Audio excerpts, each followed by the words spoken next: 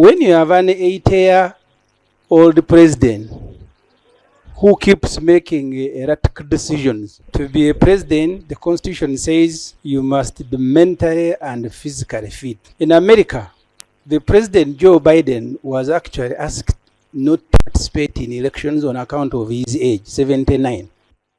Mr. Speaker, I want to implore this parliament that we subject our president to, now that he's 80, to periodical mental and physical test, because that's a requirement of the Constitution. You can see her. Mr. Speaker, I am saying this in good faith because the makers of this Constitution had actually put an article that at 75 you can't be a president. I was not in the CA. And the president himself, you know, before he came here, I was a journalist. When we interviewed him, he said at 75 you are tired. Someone who doesn't even remember that there is no governor for the central bank. We need, and I'm just doing this in good faith, even for his health.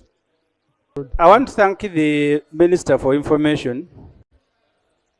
He actually only confirms that we need to do a test. That was his submission, to establish whether chronologically or... So we need to do a test. But Mr. Speaker, I am saying this, I want to repeat in good faith. You know, when presidents age, you saw what happened to Zimbabwe. Even family members begin taking national decisions. You saw Grace Mugabe. Procedure. These days you have seen the president, his son. Ssemujju procedure. I have never seen young people who want to be led by old people.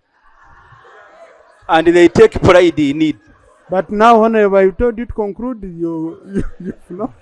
you're opening doors. Therefore, Mr. Speaker, since you are one of those who are approached to contribute cows and banana, I know you have more access than any member of this parliament. Kindly, on our behalf, make an amendment to do a simple thing. Just test if the president is mentally and physically okay. Thank you. Thank you, Right Honorable Speaker. I have listened to my senior colleague, Honorable Ssemujju, who happens to be the MP in an area where I live. He is trying to insinuate that an elderly person at 80 years cannot steer this country, cannot reason. Now, Right Honorable Speaker, if America is saying people at 80 should be subjected to other medical tests, but our president has not shown any sign of failing. He has not shown any sign of failing to discharge his duties.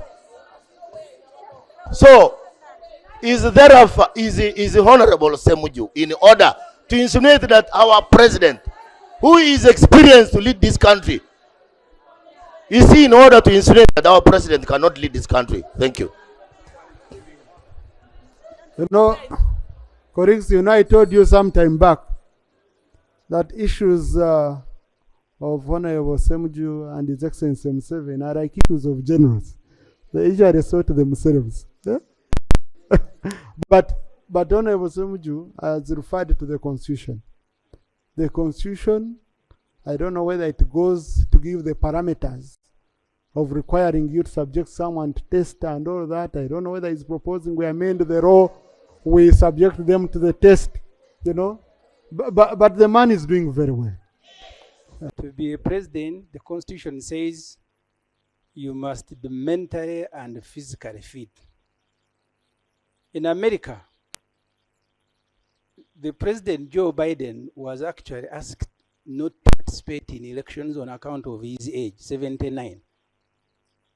When you have an 80-year-old president who keeps making erratic decisions, Mr. Speaker, I want to implore this parliament that we subject our president to, now that he's 80, periodical, mental, and physical test, because that's a requirement of the Constitution. You can see her, but the Constitution says so. As a order, Dr. Roki.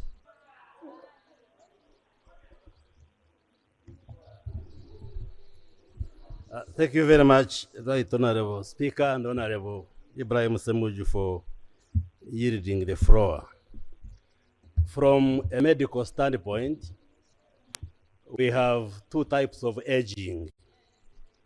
There is what we call chronological aging, which is a measure of a number of years, and what we call physiological aging, whereby you have seen people who are 60, but they are finished. So they are chronologically young, but biologically aged. And I want to speak as a medical professional that President Yoweri Museveni may have chronologically clocked 80 years, but he is biologically young. And yes, and the spirit and letter of the Constitution is that it is the voters, if he presents himself or any other aged person, it is up to the voters to assess whether you are energetic to lead them or not. Indeed, I know the Honorable Ssemujju is a Muslim, but I just want to quote from the Christian Bible. If you read in the book of Job, chapter 12, verse 12, it says, wisdom belongs to the aged and understanding to the old. That's what the Bible says. So there is no problem with the age of President Yoweri Museveni. In any case, physiologically is very sound and able to lead. And indeed, there are many leaders who are above 80 in many countries. We can give you many examples. So, don't be worried. Do not be worried. If he offers himself, it is up to the voters. That's what the Constitution of Uganda says. So, Honorable Ssemujju, conclude. I want us to conclude. Thank you, Right Honorable Speaker. I'm raising under Rule 79. A member has been advised and even a quotation has been read to him from the Holy Book. But he has continuously engaged us and derailed us in repetitions. Okay? Which are actually not adding any value, Right Honorable Speaker and colleagues. Through you, Right Honorable Speaker, under this rule, I would like to move that the member no longer be heard. Thank you.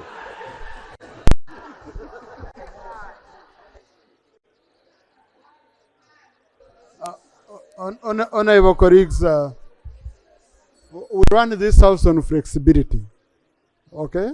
But let us not also overstretch that flexibility. Honorable, conclude. You are concluding. Conclude. Conclude. Thank you, Mr. Speaker.